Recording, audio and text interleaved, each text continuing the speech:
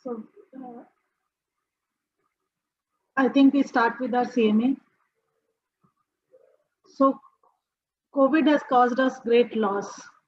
It is not only physically, mentally, but it has taken our lives. You can see Dr. Sanjay Vadhavan was a COVID victim. But finally, vaccine is here. There are so many vaccines, so many companies manufacturing it. There are so many truths and so many myths and so many controversies which are associated with COVID vaccine. So to take you through a journey of COVID vaccine and about the immunization, we have this CME organized today. It is on COVID vaccine and update and where do we stand today. So to throw the light on the same, we have with us an eminent speaker, Dr. Professor Sonal Saxena, who is an MBBS from Maulana Azad Medical College and MD Microbiology from the same. She is presently Director, Professor and Head of Department of Microbiology, Maulana Azad Medical College. Presently, she is Administrative in Charge in the Department of Microbiology, MAMC, Nodal Officer, COVID-19 Laboratory, Lab Coordinator, Delhi's COVID-19 Zero Survey, a member of State Task Force on CBNAT and TrueNAT testing for COVID-19, Joint Secretary, Indian Association of Medical Microbiology. She has a special interest on antimicrobial susceptibility testing, practical implementation of technology for antimicrobial resistance, antimicrobial stewardship, bacteriology and infectious disease and medical education. She has WHO fellowships on antimicrobial resistance at ICHAR from Sweden from 10th February 2012 to 23rd March 2012. She has received a Best Poster Award on broad spectrum antibiotic short course use amongst children. She's delivered an oration, Shri Giridhari Lal Raturi oration at IMS Symposium at Dehradun. She is a WHO resource person to develop National Antimicrobial Stewardship Program for Government of Maldives, AMR training in Bonap at Nepal and India. She is a member of various antimicrobial resistance committee and WHO task force. She has various research and publication and numerous students taking training and doing post-graduation under her. She had a big resume. So without wasting much time, I would request Dr. Sonal Saxena to please start deliberating her lecture. Dr. Sonal Saxena, please. Thank you, Dr. Meenakshi. First of all, am I audible? Yes, you are audible. Yeah, thank you. First of all, I would like to thank your organization for giving this opportunity to share some of my experience and some of my thoughts about the topic. Now, Meenakshi, am I allowed to have to enable me? To share your slides. Yeah, you will have to enable me. Is it done? Yes. So is my screen audible, visible? The screen is visible. You are audible as well. Thank you so much. So that's the talk of today. That where are we today and COVID-19 vaccine. Now we all are in a daze right. We've all had a very eventful year, a very different year, a year which was full of tragedies, full of new things for all of us. But the year ended on a good note. And the year reminded us that where there is a will, there is a way. So this presentation is purely based on the data which is available in public domain, as I do not have any personal experience with the vaccine, except for the fact that we were involved in some trainings. So if we discuss the vaccine part, we all remember Edward Jenner and his very famous smallpox vaccines, and how we have moved from smallpox to COVID-19. And that gives us a very huge hope, because it tells us that if we could eradicate that, I think we will be able to eradicate a lot of things. So one good thing that emerges out of the whole thing is that this is going to go away very soon because we have a vaccine. But what are the attributes to it and what has the journey been like to develop this is also something which we all have to, see. And things is not moving. Yeah. If we look at the immune responses which come to a vaccine, it's something which all of us were very familiar with in our initial years of training in, MBBS, where we were taught that upon injection, the antigen presenting cells take up the antigen and then they present it to the T helper cells, and these are then processed and you get multiple responses. You may get a cell mediated response or you may get a humoral response where these cells become plasma cells and produce antibodies, which gives us one kind of immunity. And to remember that immunity, it goes into as a memory B cell or a T cell. Now, this is a very, very simplified version, but I felt that since this is a clinician platform, this would be the right way to remember that, yes, this is what we were looking for when the scientists went about designing a vaccine for COVID. This is what they had in mind. So now this is what happens in a normal vaccine. There is an exploratory and a preclinical study which is done in animals with the antigens that we think are going to work. And this usually is a very long drawn process which takes about 2 to 3 years.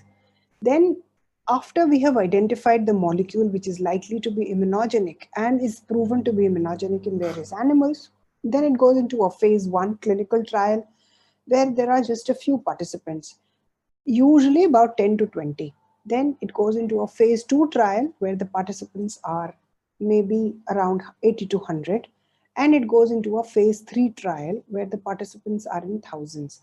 And it's only the result of these phase 3 trial along with phase 1, 2 that the company applies for approval and the approval is granted. So this whole process takes almost 7 to 8 years, and then the company starts manufacturing. And we have a post-marketing surveillance, or many studies would like to call it a phase 4 clinical trial, which goes on and is an ongoing process. And many vaccines have been withdrawn from the market. Many drugs have been withdrawn from the market. The biggest example being the Rota vaccine, which was withdrawn after the post-marketing surveillance. So that is also a very, very important aspect when we consider the vaccine development. So the question on everybody's mind is that if something takes 10 to 15 years, maybe you can shorten it to maybe 7 to 8 years, 5 to 8 years, but how can you shorten it to months?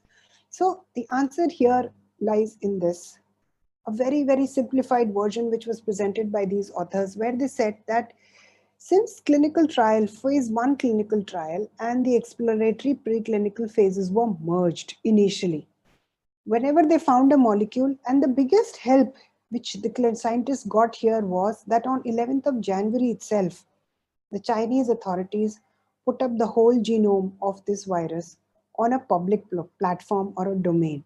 Now, right now, genome is become the in thing, but the genomic studies take a lot of time.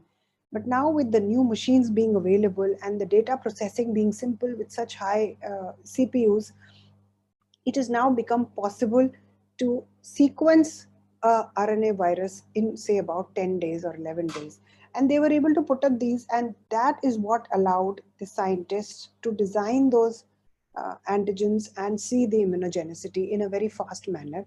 And at the same time, they started the phase 1 clinical trials, which are basically done to assess the risk factors, what doses are required, whether this dose is going to be different in different individuals, whether it promotes a healthy immune system to make antibodies, how will it work in those people who do not have a healthy immune system.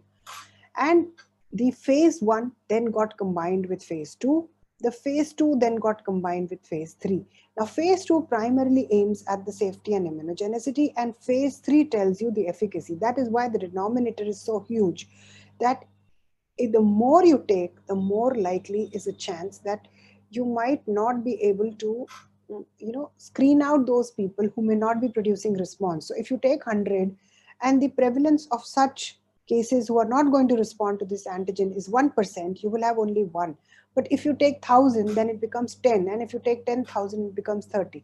So by a simple this thing, the efficacy studies of phase 3. Now, there is a lot of controversy regarding this. That is why I wanted to cover this part. And then the company applies for approval. What happens here is, in COVID-19, the companies have applied approval after phase 2.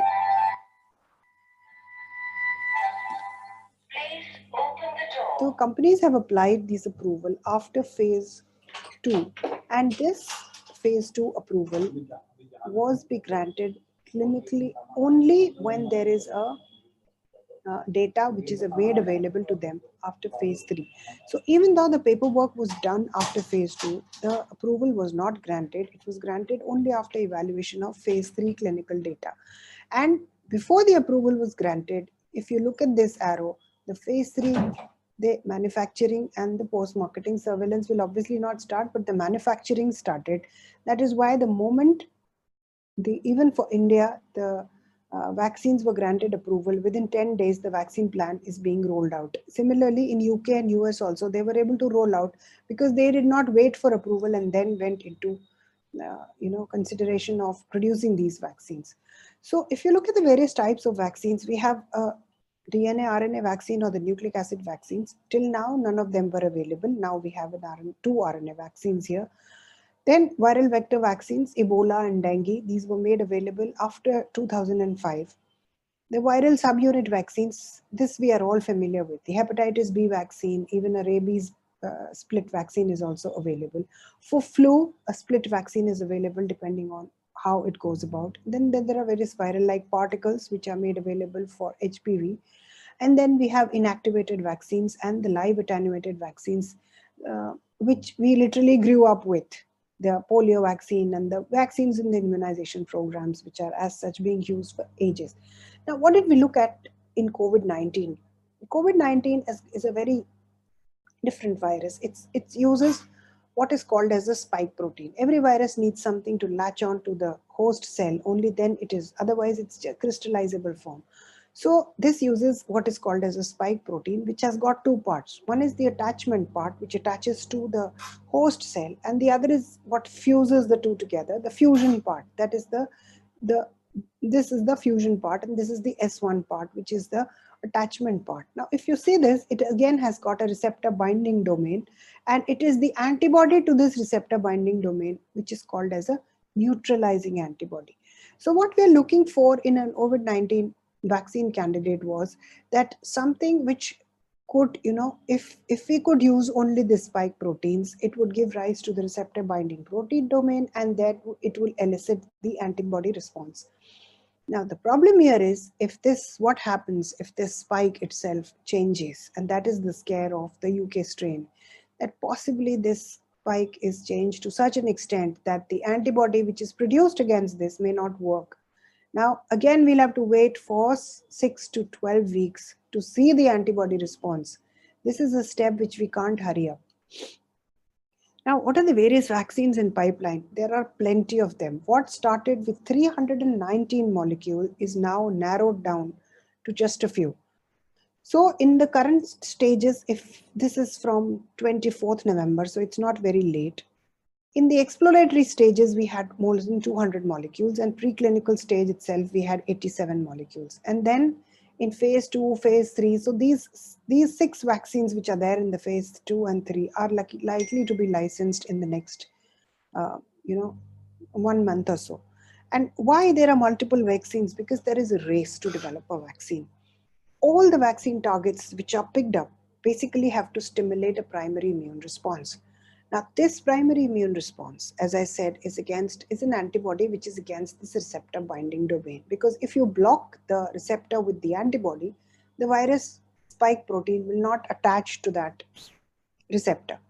So we are all looking for that. At the same time, there is a lot of controversy surrounding the cell-mediated immunity, because we know per se that once the virus goes inside, nothing kills it. But if you have a very good humoral immunity, the virus will not go inside. If the virus goes inside, then yes, cell-mediated immunity is the only way to stop it. But if the virus is stopped from going inside, and that is what is the aim of these vaccines. So each vaccine has got its own selected distinct advantages and disadvantages, but the development of these different vaccines have got some redundancy and some overlap. The other thing was why there was a multiple race was that whatever each scientist group thought in each country went on to become maybe something will be successful. So in case a vaccine is unsafe for humans or fails to protect, you will always have another molecule. And then the biggest question was that these vaccines will allow the global population to be immunized sooner. No country will go begging, asking for a vaccine if you have your own vaccine. The other question which normally rises in our body is, in this discussion is that why we are looking at 2 doses. So we are all, again, this is a diagram which comes from the primary textbooks of immunology, from biochemistry and microbiology, that initially the body generates an immune response in response to either an infection or in response to the first dose of vaccine. And if there is a subsequent dose, then this response is bigger and this response is faster. So the secondary immune response also creates an immune memory. So that is why it is important for us to give 2 doses, and that is why most of the vaccines are made in such a manner that you give 2 doses. The whole world is doing active vaccine trials, possibly except for Africa and for Australia and obviously Antarctica. Many of the countries, the vaccine trials are going on. What you will be more surprised with is Canada has not done any trial, but has booked the maximum number of vaccine. If you look at the chart for vaccine booked by each country. Now, what are the various types of vaccines which are being developed for COVID-19? Now, till now we have a very clear idea, and that this spike is the one that we are looking for. The scientists knew right in the beginning, even after genome sharing, that it is the spike that which we are concerned about. So one word I would like to remind you about, what are the nucleic acid vaccines, because these are the vaccines that we are seeing for the first time being developed. So ye ab tak kahan thi? Why didn't we get them sooner? So if you remember, the DNA transcribes the RNA and then the RNA transcribes the protein. Now in DNA vaccine, you give the naked DNA, which will later on transcribe an RNA inside our body, which will later on produce a protein which is responsible for generating an immune response. So if you want to generate an antibody to the spike protein, what you do is that you give the DNA or the gene which codes for that spike protein. By DNA, we mean the gene. Then the other thing which came about is the RNA vaccine. Now, if you give the RNA vaccine, it is instantly transcribed into a protein. So further, there is no as such. Now, the advantage of giving the RNA is that RNA doesn't go and attach to the host genome, because our genome is a DNA genome. So it immediately transcribes into a protein and the rest is similar. If you give a protein, obviously it gives you an immune response, but each has got its own advantages and each has got its own disadvantages. So if in the mRNA, it is placed in a lipase action molecule, because what happens is in the laboratory also we face this problem. RNA is a very, very easily degradable molecule. RNA and DNA require absolutely nothing to kill. It gets killed on its own. That is the reason why all VTMs are transported. Why you need a VTM is because of this. Then why VTMs are transported in dry ice is because of this, because our environmental conditions are so bad that the RNA is going to be lysed by the time it reaches the laboratory. Even in the laboratory, everything is stored at -80. For this reason, if you want to preserve the RNA, all our -80 refrigerators are full with samples, because ICMR has told us not to discard anything. So this RNA has to be coated with a lipid nanoparticle vehicle. So imagine an RNA like a small thread which is coated with a bead which consists of lipid molecules. Now, once administered, this RNA is taken up by the host cells, and these lipases will degrade these lipase vehicle which has been used, and then it would get translated into the spike proteins. Now, the two most famous, the most glamorous vaccines, as I would call them, are the Moderna and the Pfizer vaccines, which are working on with this. Now, they've got each have got its own advantage and disadvantage. The advantage is that it elicits both humoral as well as cell-mediated immunity, whereas, and it is non-infectious. That means it is very safe for immunocompromised people. It gives a long-term immunity. It has a prolonged expression of antigen, which results in a significant immunological memory. It's very easy to develop and produce and a large scale production. And in future, probably multiple diseases, the gene can be coded on same mRNA and it can then be given. And there is many a times there is a risk. Uh, there was something circulating on WhatsApp that you'll become it's made up of some kind of a chimpanzee gene and you will become an animal. I mean, ridiculous. So it does not integrate into the host genome, and the RNA strand in the vaccine is degraded once this protein is made. That's how our body works. Everything is made by mRNA is the template for protein. So the moment the protein works, the mRNA gets degraded. The disadvantages, actually we don't know how it's going to work because this is the first time this kind of vaccine is being produced. We believe that it's going to go and hit very hard to our immune system. So the immune response is going to be very, very high. But if the immune response is going to be very, very high, whatever goes earlier comes down earlier. So the response is going to come down also very soon. And the most important disadvantage is the storage and delivery. As I said, it's very, very difficult to preserve mRNA. If you imagine the country where uh, there is a district health center and then there is a sub center, and then how many people are going to be vaccinated if you can't store this vaccine properly? If the cold chain breaks, the vaccine becomes useless. And vaccine creates a very good false sense of well-being. So you feel you've got a vaccine, now you're safe, and the vaccine never worked. So that risk is there with these vaccines. Still, Moderna and Pfizer are working very well, and in the cold weather, in the cold conditions, it's not that risky. But imagine the vaccine being administered in Cochin or Kanyakumari, the situation would be totally different. Again, the target antigen which is being used by the mRNA in both these vaccines is a spike protein. It's got 2 doses, 28 days apart, 94.5% efficacy given intramuscular. The side effects which have been reported are not much high. Both humoral and cellular responses have been detected, which peaked at day 15 after the first dose. That's very, very surprising because what happened after this? And there was one of the trial also said that half a dose worked. So that is one for issue for, I think it was Pfizer. Then Pfizer has had 4 or 5 adverse events. The rest of the things are all similar. It's given in 2 doses, 21 days apart. I think that is the British and the US differences, that they are giving 21 days apart, possibly just to differentiate it from the other. It has the 4 serious adverse events have been reported till now, which were serious events in the trials. One was a shoulder injury, the other was a right axillary lymphadenopathy, paroxysmal ventricular arrhythmia, and right leg paresthesia. So these vaccine trials have been, right from the beginning, have been riddled with controversies, and their humoral and response peaked at day 7 after the first dose. So this works really very fast. This is also approved. Then we have the DNA vaccines. As I said, the DNA vaccines you need to put into something and send again. So the best way to send any DNA in anything is using a carrier plasmid. Plasmid is basically a extra genetic material which is there in the bacteria. So the gene is attached to the plasmid and then it is delivered to the body. The plasmid is used because the body does not degrade the foreign gene before it can provoke an immune response. This plasmid comes from a bacteria and we are all familiar with that.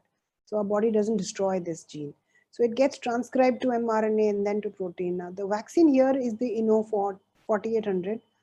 The problem here is that it is limited to a protein immunogen only. Now this is in phase 1-2 trials. It also works on the spike protein. The phase 2 trials have found it to be 94% sync, both humoral and cellular responses, and it is 2 weeks, but it is given intradermal.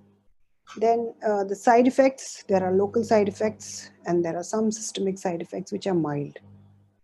This is in phase 2. Then the various vector vaccines. Now, vector vaccines are actually our friends. Vector vaccines means that the viral vaccines are you use a harmless virus, something which doesn't do anything in our body. So you can take an like you've taken an adenovirus from another animal and use it as a carrier, or you use a virus which is an attenuated virus, which you know will go and help the gene, but will not cause a disease by itself.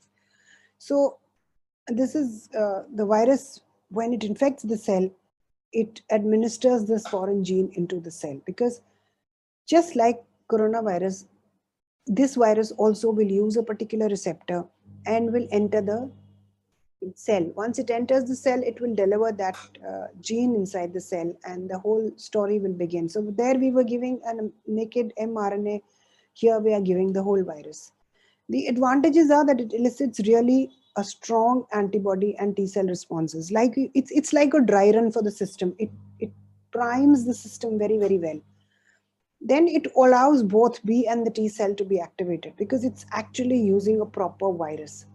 Then the vector vaccines can be used in immunocompromised individuals. They cannot be used into an immunocompromised and immunosuppressed individuals. So that is one disadvantage, because you don't want to take a risk that in immunosuppressed individuals, maybe this vector can suddenly become a pathogen. Then it is less effective in people who have the pre-existing antibodies. So adenovirus causes common cold, diarrhea. So if you've had this infection with viral diarrhea or viral cold is so common that we all have antibodies to these. So the pre-existing antibodies can actually destroy this vector before it reaches inside, and they are a little complicated to produce, and they require specialized facilities because it has to be very, very pure. So then it needs a lot of R&D behind it. But this is the vaccine that we are getting. It is the Oxford AstraZeneca, which has been approved in India, you all know, on 1st of January. 2 doses, 28 days apart. Intramuscular efficacy is a little low, 70%. And how is it going to pan about in post-marketing trials? But it is one of the most sturdy vaccines. It doesn't require much storage. It has reported one case of hemolytic anemia, one case of transverse myelitis, and one case of high fever. And it is this transverse myelitis which is actually, given it a lot of bad blood. Then the other vaccines which are available are the famous Sputnik vaccine, which is from Russia. In India, it is under phase 3 trial, but it has been approved in Russia. Johnson & Johnson Janssen trial, it is in phase 3. They actually had to stop in between. Then CanSino Adeno5 nCoV virus phase 3, it's a Chinese vaccine, and so is a Vantizymine, which is in phase 2, again a Chinese vaccine.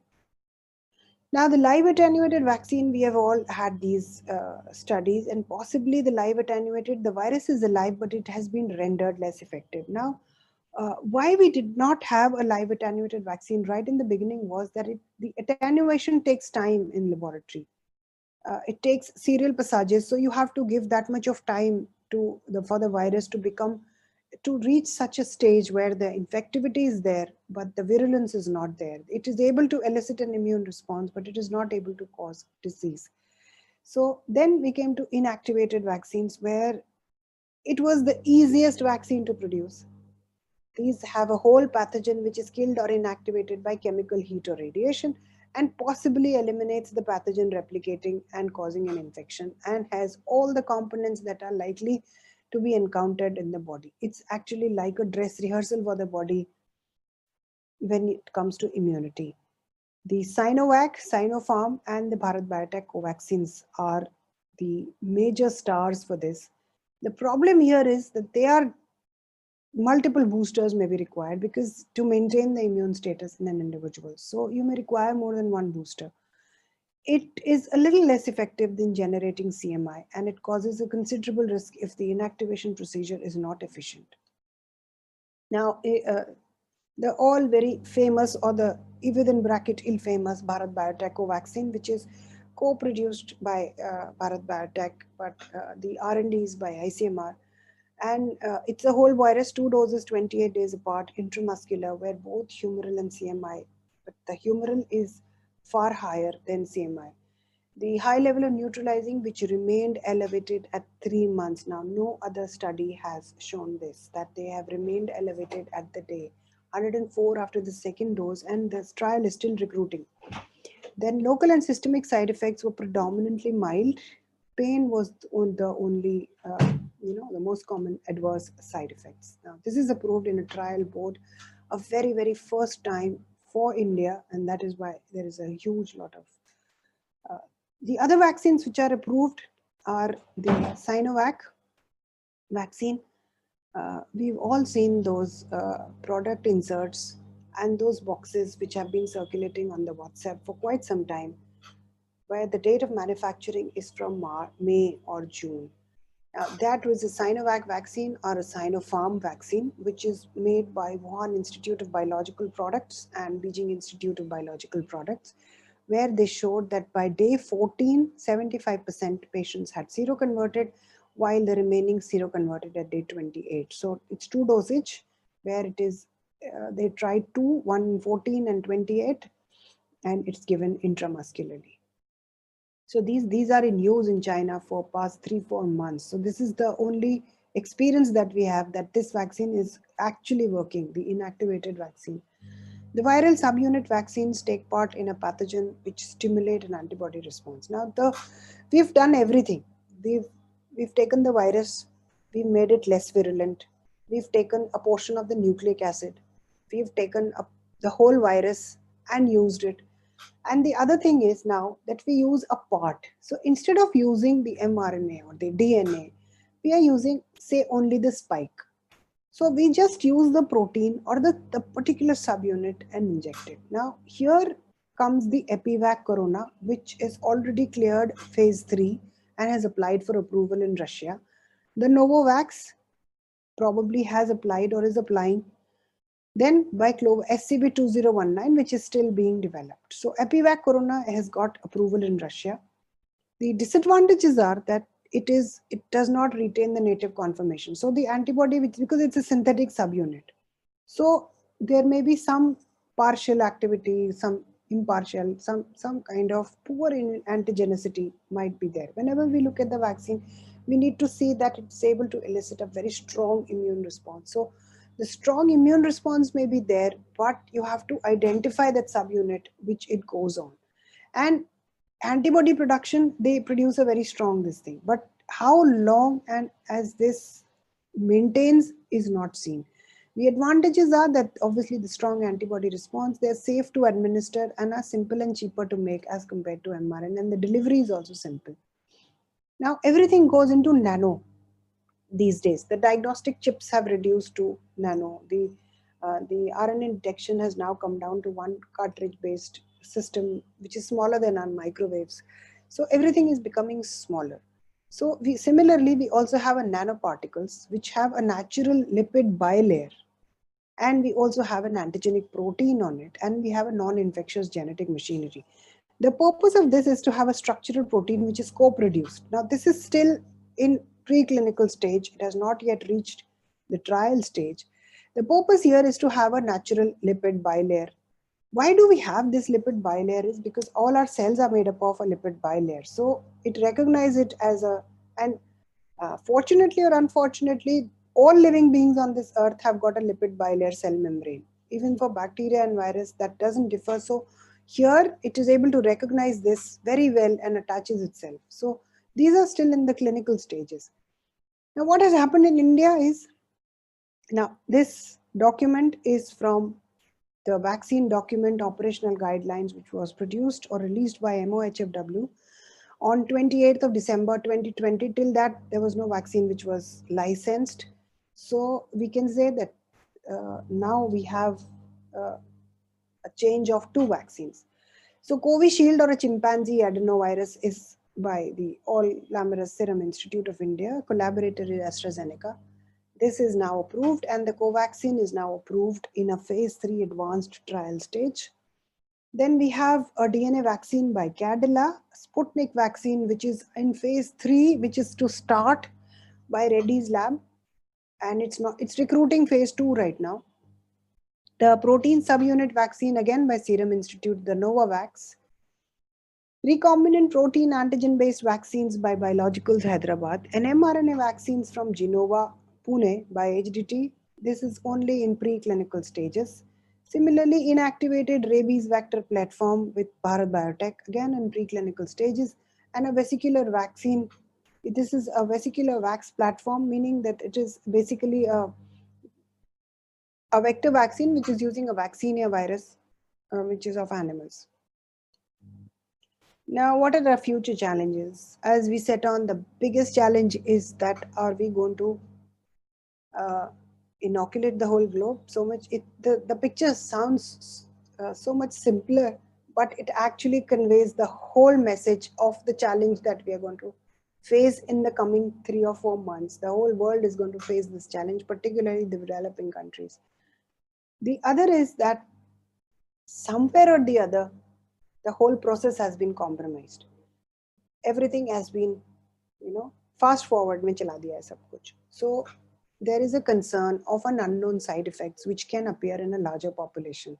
As I said, if a side effect appears in 0.1% of the population, unless you recruit 1,000 people, you will not have a single case of that vaccine. So if a trial recruits 10,000 people and it says that they had a one case of transverse myelitis, the concern that it raises when you replicate it to crores becomes very huge. The platforms which are based on nucleic acids, till now we do not have a successful vaccine, so we don't know how it's going to pan out.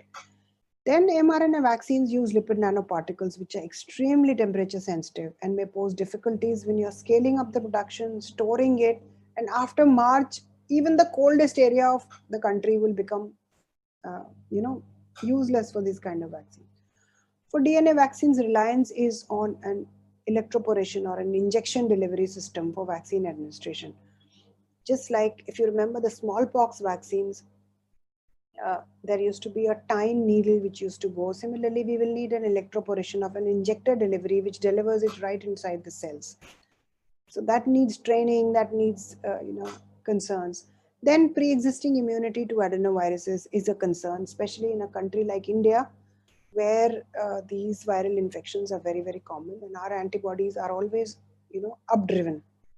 Then rapid large scale manufacturing have remained a challenge, even for polio, MMR, we've always had our challenges. Then mutations of the virus can result in vaccines which can lower down the efficacy.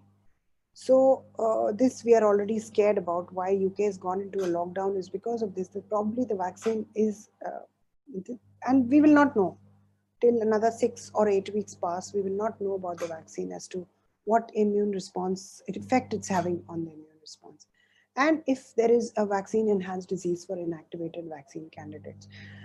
Now, a very, very glorious plan which India has made for the COVID-19 vaccine operational guidelines. And one should be really amazed. We run the world's largest immunization program because by sheer numbers, we are too many. So if you look at this document, it's freely accessible on Ministry of Health website. It talks about a multi-level governance mechanism, which has been laid down at every level.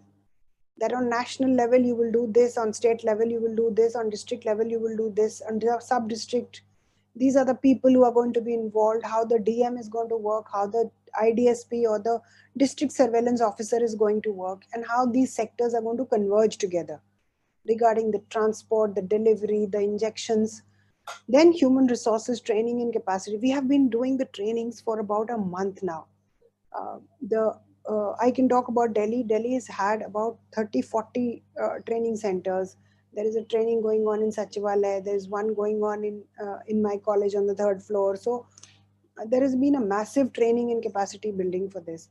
And one most important thing is the intelligent network, that the digital platform which has been created, which is going to monitor as that the vaccines do not go haywire. They are not given to people who are not registered for it.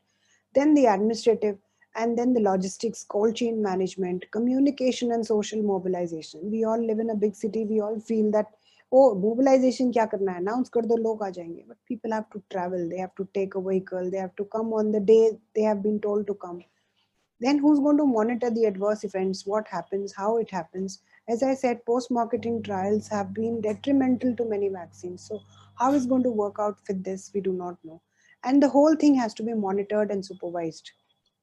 So all this, and in our vaccine plan, the initial phase 1 is going to work out for the workers. So the phase 1 delivery is going to work till April, and there are 1 crore healthcare workers which are there for first, then 2 crore frontline workers, and more than 27 crore priority group, which right now is 50 years with comorbidity.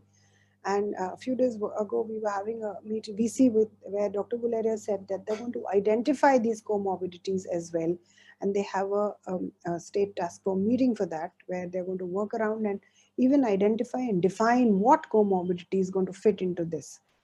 So this is something which is from America. This is from CDC.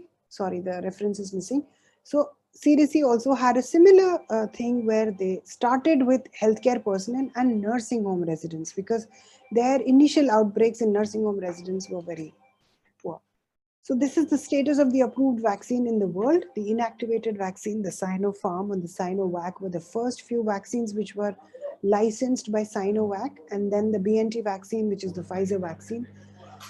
Then we have the various peptide vaccines, or the Epivac Corona, which I said has been approved in Russia recently. This is from, if you look at the source here, this is a vaccine tracker. So if you Google vaccine tracker, or if you write this raps.org, it takes you to a live vaccine tracker, which tells you which vaccine is now in which state, in which country, which vaccine has asked for how many vaccine doses, everything it tells you.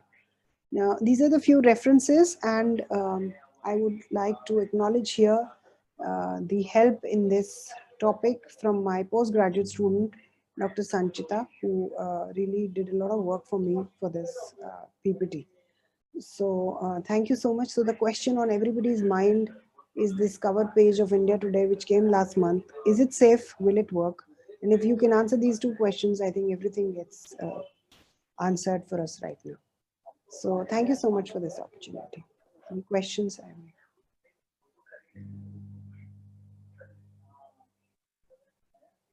Thank you, Dr. Sonal, for such a comprehensive, elaborate, and A to Z coverage of vaccine, starting from, I think, physiology, microbiology, and the clinical aspect and the execution. I think you have covered it brilliantly. Thank you. And it's I would say that Z was missing. Now you miss the Zydus vaccine. In the DNA vaccines, I was hoping some data on Zydus vaccine. So let us say that it is A to Y.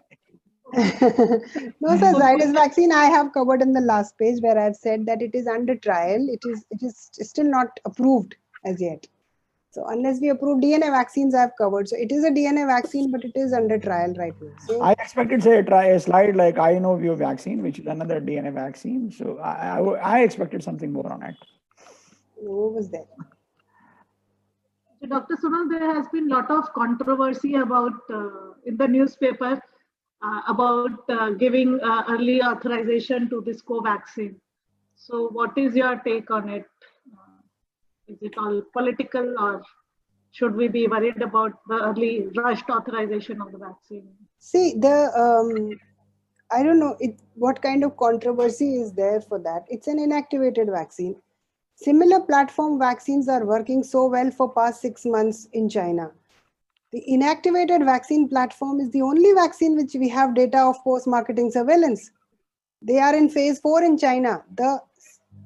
Only why country insists on a data from their own country is because our ethnicity, our genetic makeup is slightly different from other country. So every country, whether it is FDA, whether it is CDSCO, they want their own country's data in phase 3. They have recruited 22,500 already in their trial, and they have reported very few adverse events till now. They have been recruiting since December. They are recruiting in one of the most prestigious organizations like AIIMS Delhi, Sir Gangaram Hospital. So these places, I think they are in the process. And in a clinical trial mode, they have been given is just because there is a safety net mechanism for each regulator. In a trial mode, there is some kind of a fallback for the regulator that I had approved it in a trial mode. But if you ask my personal opinion, if given a choice, I will take Covaxin. Fully agree with you. I also, because it is a much more safer vaccine. There have been We instances. know that. There are only two vaccines which have been approved in India. One is the Covishield and another is the Covaxin. If given a choice, I would like to go for a safer vaccine because this is the only vaccine in India which is safest. The incidence of side effect is really zero. See, and we are going to give this vaccine, as the madam said, to the non-infected people who are absolutely healthy people. Even if 1% dies, we have negated the effect of vaccine. Say if taking the mortality to 1.5%, we have negated the effect of vaccine, giving it to nearly 150 people, which is a huge number. And Covaxin is the only vaccine which has not shown any side effects. And the Covishield vaccine has shown 3 cases of, though madam is very polite saying that it was 1 case, it has shown 3 cases. And it is very difficult to say that 3 cases, they did not happen because of the vaccine per se.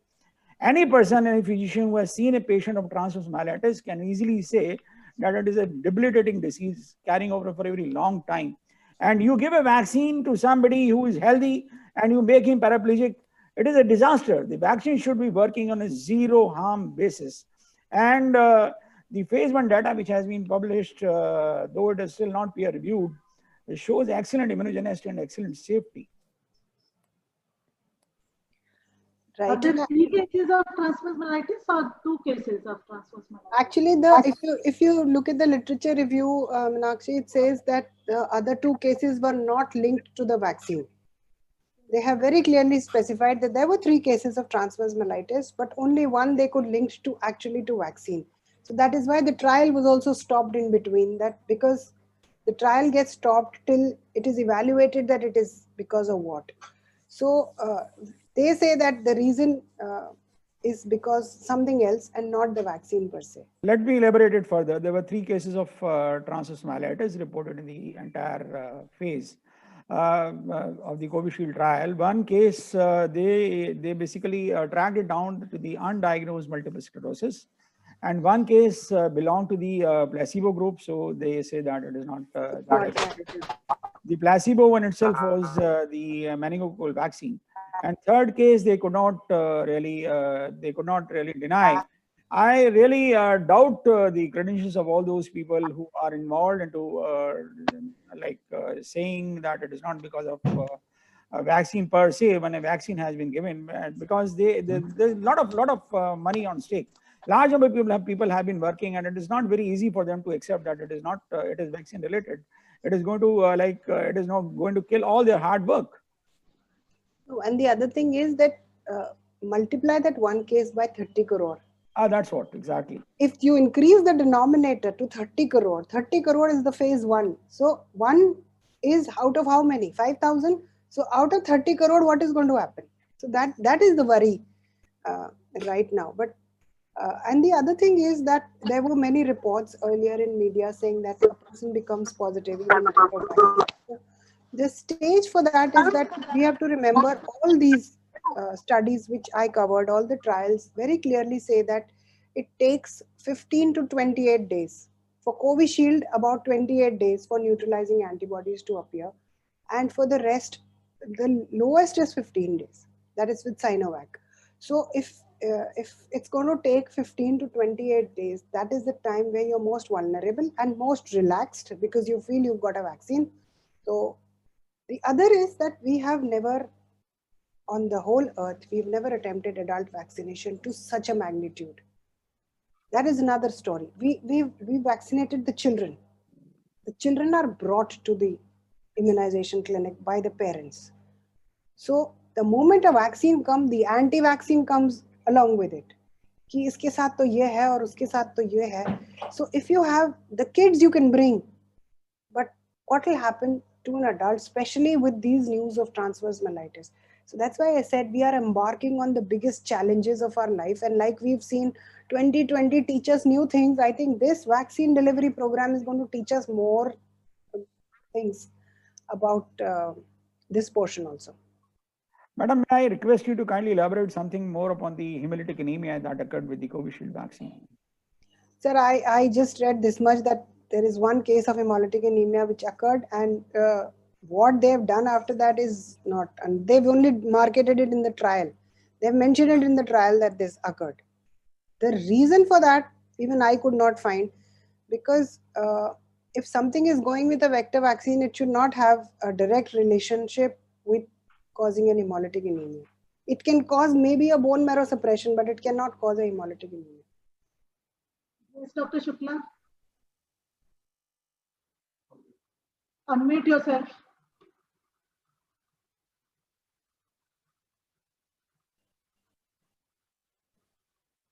We can't hear you, Dr. Shukla. Hello. It's okay. Can you hear me? Yeah, you are audible. Yeah. Thank you, Sonal, for such a nice lecture. Thank you, sir. Namaskar. Namaskar.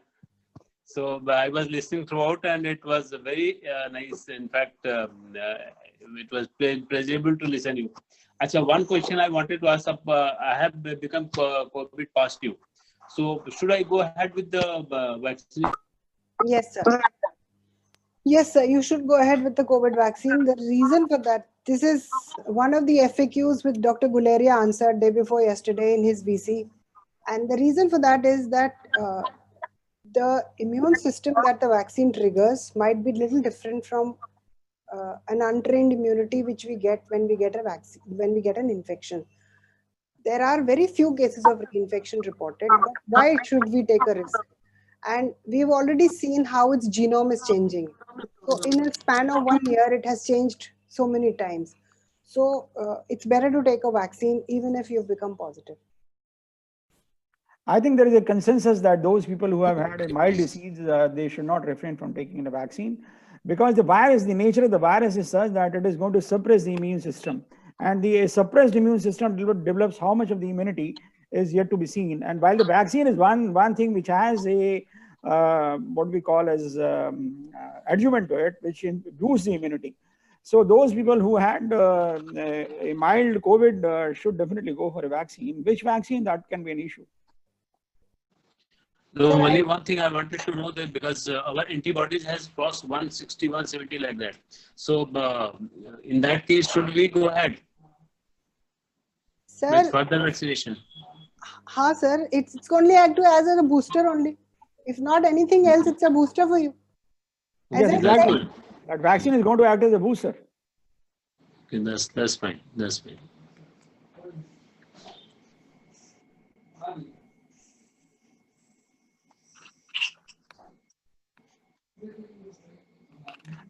I would like to dwell upon one thing, which is the efficacy of a vaccine. Madam, highlighted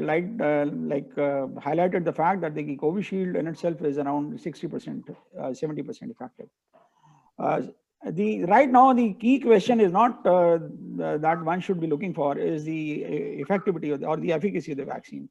The prime importance for an individual like all of us should be the safety of the vaccine.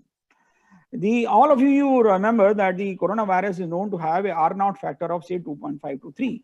Though in my literature review, I have not come across the times when the coronavirus R0 was more than 1.7. But even if we presume from the various data which is available on the net that the coronavirus R0 is 2.5, even then we are bound to vaccinate about 60% of the population to develop a good herd immunity. So just to be running after this vaccine, RNA vaccine from the Pfizer, that with a 90% efficacy makes no sense. Because as the Adar Poonawala says, that this vaccine might be 90% effective, but it may not be available to the 90% of the people in the world because of its limited manufacturing capability by the Pfizer and difficulty in producing this vaccine. So one should not go for the efficacy of the vaccine. Rather, one should go with the safety of the vaccine. The RNA vaccine, the Pfizer vaccine, is likely to be available in India. They have already applied for the license or the approval, though it may be available to the few privileged people on cost, and the government may not give it to the masses.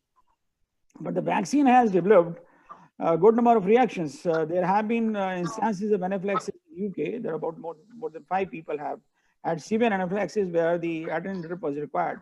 In India, the vaccine is likely to be given in the primary health centers, even in Delhi, the Delhi dispensaries. They are not, I don't think they are equipped with the personnel or the equipment or the medication to deal with such severe emergencies of anaphylaxis. So in my opinion, my friend in itself from UK, he told me that he had a Pfizer vaccine and he was down with so many complications for nearly 4 or 5 days. And many of our colleagues have been asking us which vaccine they should go for, and whether it is the Covishield vaccine or if they are given a choice, they should go for the Pfizer vaccine. As of now, my opinion goes with Dr. Sonal, that if given a choice, then I would love to go for the Covishield vaccine, for the Covaxin, that is the Bharat Biotech vaccine, because of its excellent safety profile. We have been going through the corona pandemic for last 10 months, and God has been able to save us. What if we do not get a good vaccine, but we should not have a bad vaccine? I agree, sir, because like they say, a known enemy is better than an unknown friend. So at least the concept of mRNA vaccine, the biggest, as a microbiologist, the biggest thing that I feel is our immune system has not been exposed to something like this. And the allergic and the anaphylactic reactions are I think is because of the lipid molecules which are being used, or some protein molecule which is being used, which is getting the system into an overdrive. And the delivery of the vaccine is going to be a huge task. You're talking about anaphylaxis. When we started our RNA testing laboratory, we have done up to 600 in a day. We did not have a -80. We had to fight with the Delhi government to give us a -80 refrigerator, because it was a requirement of ICMR that we cannot start the lab. So then only it was bought and given to us, because we said we cannot start it. So if the country's #2 medical college did not have a -80, you can imagine what would be the situation be in an utmost periphery. So a DNA and RNA vaccine are very, very difficult to monitor their cold chain and to make them available at, maybe in metros they may be available, but in the periphery it will be very, very difficult for us to manage that. Dr. Sonal, I wanted to know, whether in one of your slides, you said in the mRNA vaccines, they have a prolonged expression of the antigen. How long, how prolonged is the expression, and like what makes you say so? See, prolonged expression means that it's not that mRNA, once it goes inside, it cannot make a copy of itself. It just produces and trains the system to produce a protein. So by prolonged, we mean it's longer. It's in comparison that it is longer than the protein, because the protein which you give in a subunit vaccine or in a virus vector vaccine, that can be degraded. वो गया और वो degrade हो गया body से. This is because it is going to produce, it will produce to such an extent that it doesn't get degraded. So that is what we call as a prolonged this thing. And it works. The body is not able to call it foreign. So it doesn't, degrades it that faster. It's like any other mRNA which is producing the protein for the body. As far as I know, that the mRNA is a transient phenomena, is a temporary thing. It will produce the protein and go away. That's what. It will be degraded by the RNases. That is a problem even with the testing also, that the RNA gets degraded. Even in our laboratories, if we use an RNA solution too high, it gets degraded by the system itself. Okay, Sonal, what should be the ideal difference between the two dosages? As the manufacturer says, 21 to 28. I think Covishield is 28 and vaccine is also 28. So with our present program, we'll be able to manage that particular right difference. Like UK they are coming up with the thing that they are delaying the second dose because of number of patients increasing, and they are stressing more on the first dosage to whatever effect they get. So we'll be able to manage in India the two dosages at the right time. We will have the present. I think with the CoWIN digital platform, it's going to send reminders, and it's going to send them. It's going to. What I learned from that document was that once you are registered with that, that is why all the phone numbers have been asked, all the healthcare worker phone numbers have been asked. Once you are registered on that CoWIN platform, they will give you a time and a date for your vaccine. And if you miss that, then you go back in the line, but not for the booster dose. The booster dose, you have to come on that day and take it. That is what the platform is going to remind you. Platform is. The Like, how can you take a booster Will the dose? doctors have a choice to take which vaccine? I don't think so. So whatever vaccine will be available in that particular area, Yes. that is what will be given to us. And both the vaccines are being distributed across the country. As far as I know, January 13th is the day they're going to roll out the program.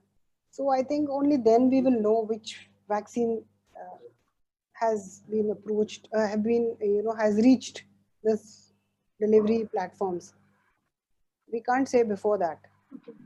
Or maybe somebody will release a purchase order, किसको गया है तो आ जाएगा. Because Government of India must have released a purchase order for vaccine to either Serum Institute or Bharat Biotech. So वो कहीं ना कहीं से आ जाएगा तो पता चल जाएगा कौन सी आ रही है.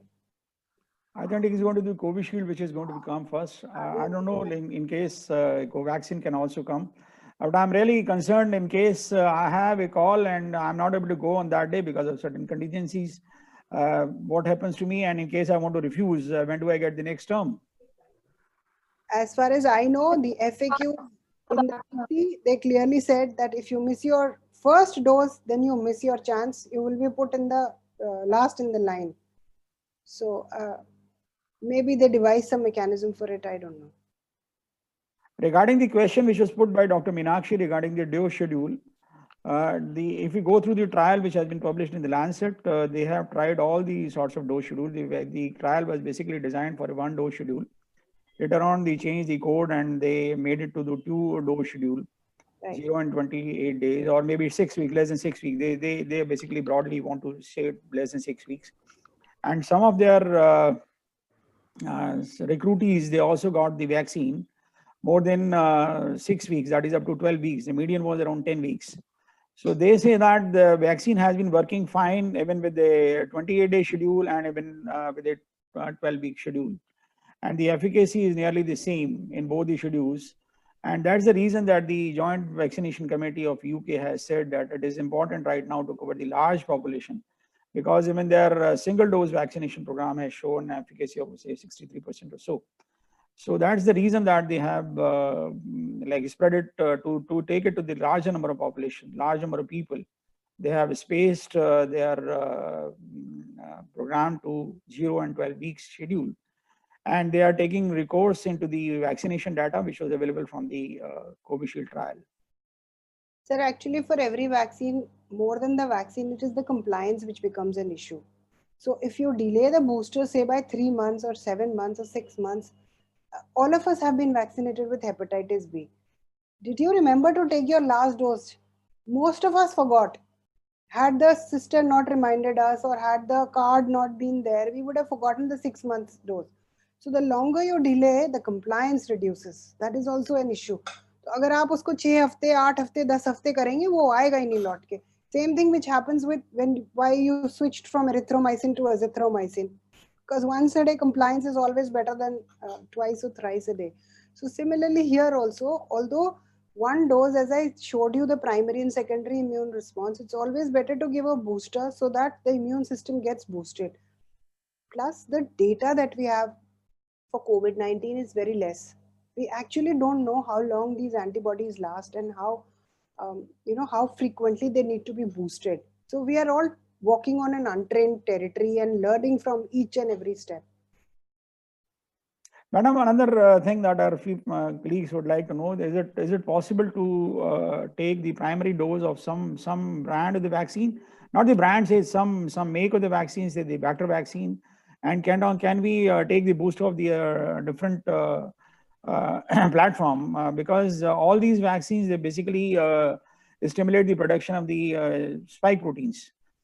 Sir, spike protein has got various epitopes. Epitope is the antigen site which elicits the antibody production. अगर दोनों वैक्सीन का एपिटोप अलग हुआ तो दोनों अपना अपना प्राइमरी रिस्पांस बनाएंगे और वो मर्ज नहीं करेगा. So and plus the vaccine, if the principle is different, then also it will not So it's better to stick to one. That's really the thing. Do you feel that the Covaxin is going to have the immunity against, because there will be so many epitopes in the whole virus inactivated vaccine?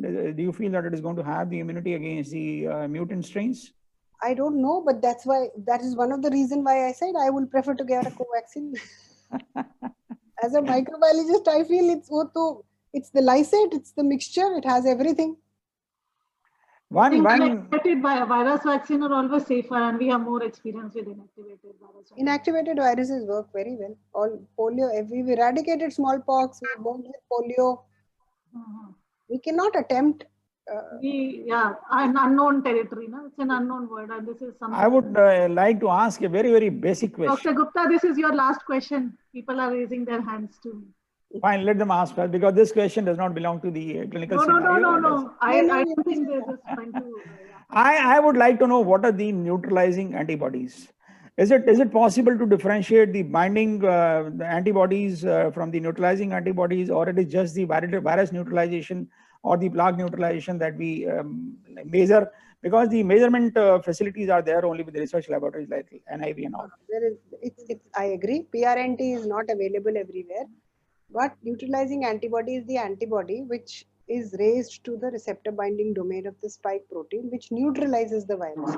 Now, this antibody is actually measured for plasma therapy.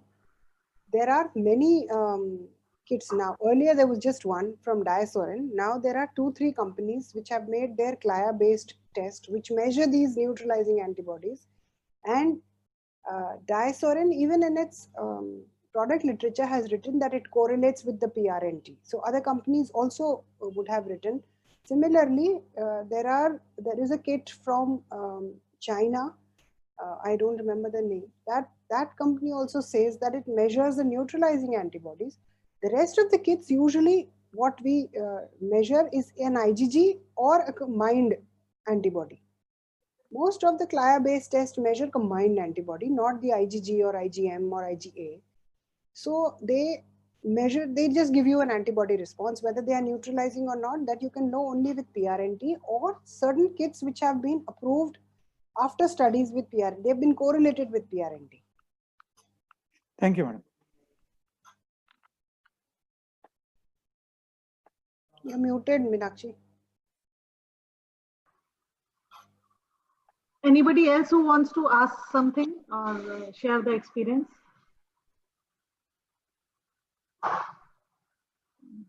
So, if there are no questions, then I would like to thank Dr. Sonal Saxena for her excellent presentation. And I think the Z aspect was covered by Dr. Gupta. So thank you for the Z, and thank you for A to Y. So with this, I end up today's meeting. And again, I want to pay my tribute to Dr. Vadhavan. So just remembering him, I want to end this session today. So thank you all for joining, and we'll meet again, and we'll have another COVID update, vaccine update by Dr. Sonal. And I would like to give my special thanks to Dr. Amitabh for letting me know that you are such an excellent speaker. Thank you so much. Thank you. Bye-bye. Okay. Thank you, Dr. Shukla.